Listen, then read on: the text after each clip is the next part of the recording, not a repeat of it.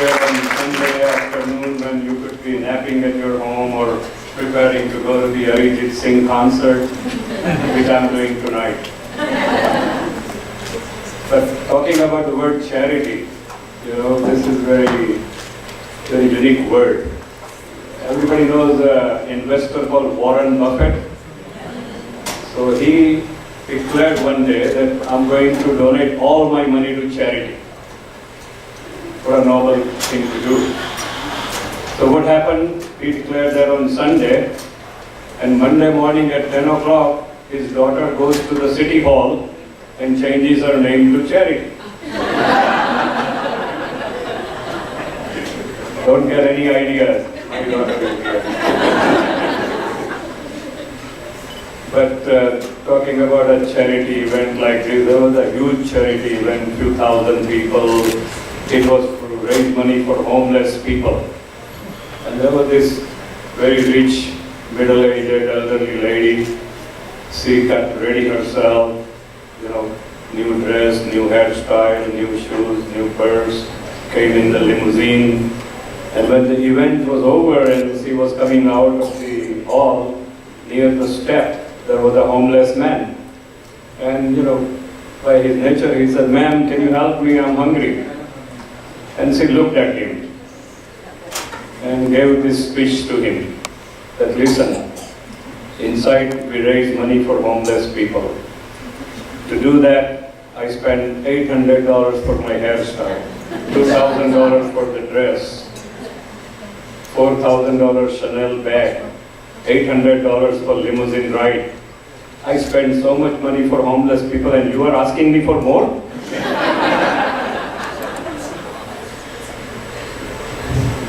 But, this is a true story.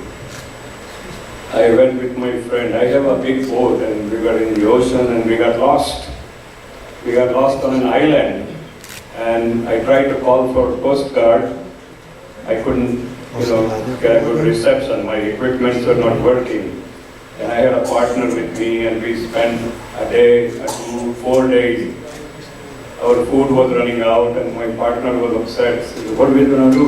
How are we going to reach Los Angeles?" And I was worried also. But then I suddenly thought about this. I said on 7th of April, that's today, right? And that, when I stranded, it was 1st of April. So on 7th of April, there is a fundraising event of Rupsi Burman. And every year, she wants me to donate and she will find me one way or the other. So I was not worried, how am I going to get back to that?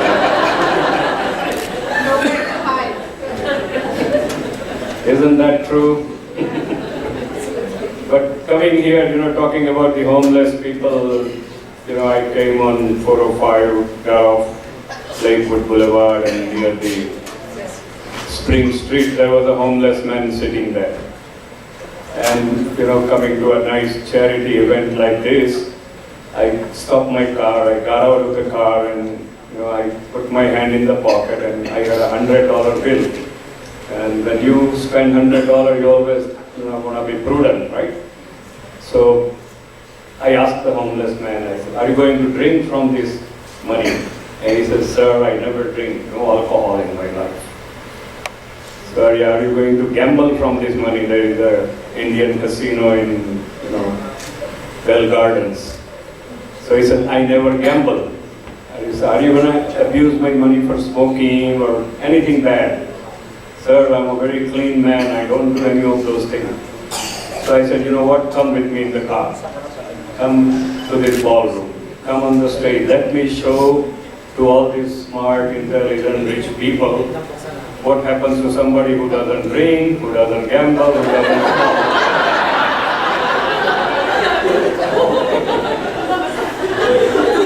So you guys start doing something. And I was a little late here, so I was stopped by the police for speeding outside. And he says, "I was waiting here for you, Doc, for 20 minutes. So I told him I came to you as fast as I could. But coming here, we come from a long way. We came from Encino and a lot of local streets, and there are a lot of signs. So I saw a sign on a doctor's office. He was a gynecologist, Dr. Vyas. He says, sign says, Dr. Vyas at your cervix.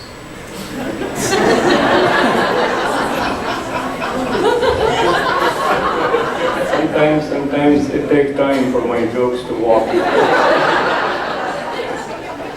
But last time there was a man, he didn't understand my joke in the function, but next day morning, when he was shaving, and he suddenly understood my joke, started laughing, he cut himself. There are some funny signs. There was a plumbing shop outside which says, we repair everything your husband tried to repair. Or an electrician sign, he says, we help you remove your shorts. And a plastic surgeon says that I help you pick your nose. But sometimes things, I always think, and some questions come in my mind and I never have found an answer. Maybe you have the answer. Like there is a tea company called Lipton, right? So Lipton company, do the employees there take coffee break? I still don't have any answer to that. Like the guy, who plays music, is conducting the orchestra, and he is only hired part-time. So do we call him semiconductor? I have no idea.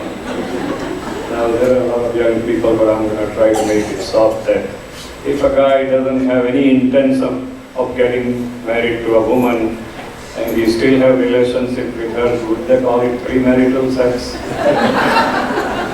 Okay, think about it. But this President Trump, I love him. He gives me so much material for comedy. That's why I love him. I'm not going to tell you whether I like him or not. Everybody makes their own judgment. And there are 40% of the people like him, so I'm not going to say one way or the other. But when he became president, they gave him a tour of White House. And they took him to a Lincoln bedroom, and he said, yes, President Lincoln was my favorite president. Then they took him to the Washington room, and he said, President Washington was amazing. Then they took him to Oval Office. You know what Trump said in the Oval Office? Yes, I remember President Oval was a great president. But, like it's written in the Bible that give a man a fish and he will not be hungry that day. Teach him how to fish and he will never be hungry again. But Trump's slogan is, deport him and you don't have to feed him ever again.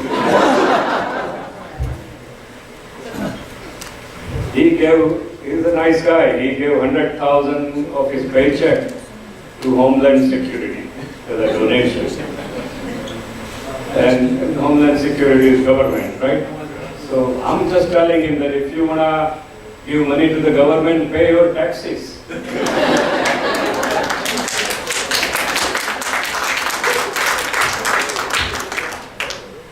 But giving money to the Homeland Security, at the same time, he took $5 billion out of the Homeland Security budget and to build the famous wall. So this is like this, you go to a restaurant, you rob the restaurant, and going out, you put a nickel in the tip jar and telling them maybe buy an alarm system. So that's enough about Trump, right? And some people would like me to tell you about Hillary. Do you remember her? Well, Hillary went to a bar one day, and the bartender said, "Ma'am, welcome, what can I get for you?" She says, "Anything but a white Russian."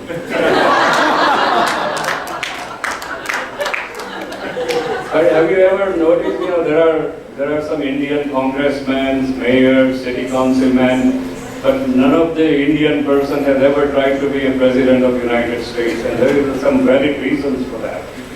There are several reasons. Number one reason is White House is too small for the big family. Number two is secret service will never tolerate the nagging of the mother and the mother-in-law. Third thing is with agarbattis and dhoop, the smoke system will keep on coming on every day. Fourth thing is in White House or in the US president job, there is no promotion.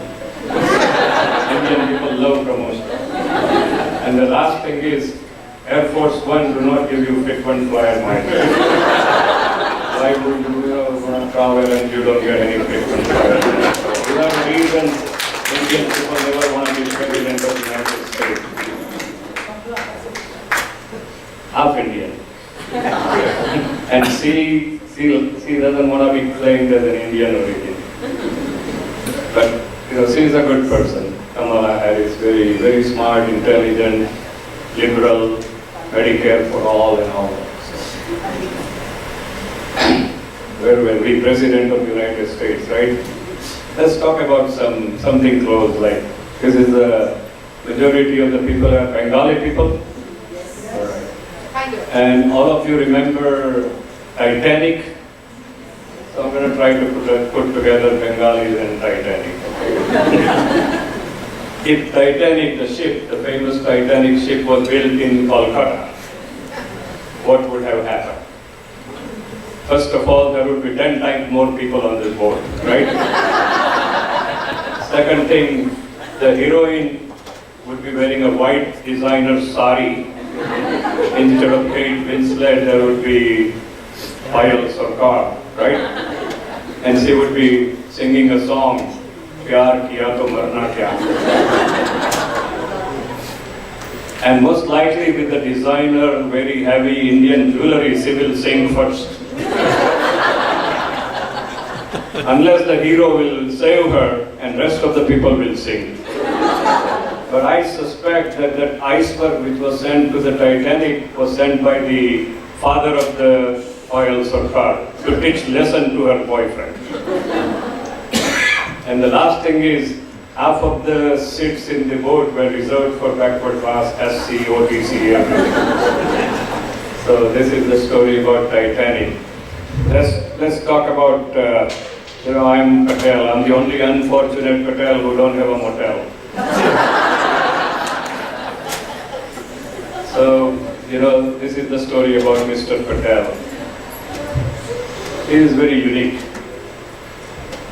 He was rich with his motel business and he went to a museum. He donated a lot of money to the museum, so the director of the museum gave him a tour. And Mr. Patel was happy and he stopped in front of a picture. And he became very green and very angry. And he tells the director, this picture is not good. The object in the picture is ugly. His mustache is uneven, grey hairs. This person, I don't like him. So the director goes near him, taps on his shoulder. Mr. Patel, there is a mirror.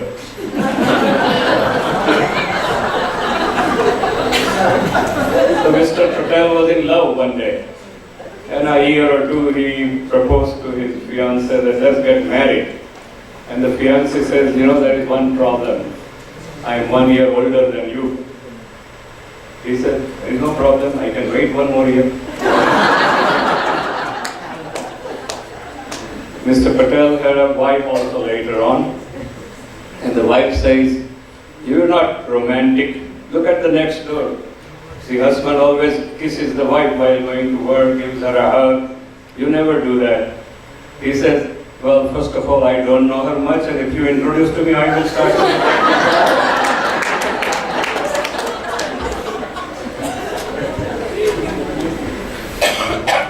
So this is I'm about to finish. This is a story about another Patel, or we call it good Jews. I'm from Gujarat, and in America they call us good Jews. And this is we are business people, marketing people. So this is a good Jew marketing story. That one good Jew father tells his son that, son, it's about time for you to get married. The son says, no, I don't want to get married. So the father says, but this girl I know is the daughter of Mukesh Ambani. So the son says, yeah, in that case I would. Mukesh Ambani is India's richest man. He's a billionaire. So the son agrees to marry Mukesh Ambani's daughter. Then the father goes to Mukesh Ambani. He says, sir, I have a boy for your girl. So Mukesh Ambani says, no, my girl is in the college and I don't want to get her married and there are a lot of other people. So he says, sir, he is a son of a vice president of the World Bank. So Mukesh Ambani says, let me think about it. He calls him later and says, yeah, let's talk about that. Then Mr. Patel goes to the president of the World Bank and says, you want to hire my son as a vice president of the World Bank? He said, I have a lot of vice presidents, I don't even know the qualification for your son. So Mr. Patel tells the president of the World Bank, this vice president is son-in-law of Mukesh Ambani. So he got everything arranged. But I really appreciate all of you for listening to me and supporting RUPSI and InHope Foundation. And going away, I tell you a story about that, in your life, if you want to have fun for 1 hour, you have a very nice meal, go to a nice restaurant and eat. If you want to have fun for 2 hours, you go to a movie and watch, American movie. If you want to have fun for 3 hours, then go to Indian movie. They are longer than American movie. If you want to have fun for the whole day, go to beach, enjoy, do a picnic. If you want to have fun for 1 week, go to Hawaii, have a vacation. If you want to have fun for 1 month, get married. But if you want to have fun for the rest of your life, help other people. That is the best form of happiness. Best form of happiness to help other people. And there is a famous Indian guy named Vivekanand. He said it, I read it somewhere, that a big pile of money is a pile of evil. Earlier you get rid of it, better for you. Thanks very much, everyone.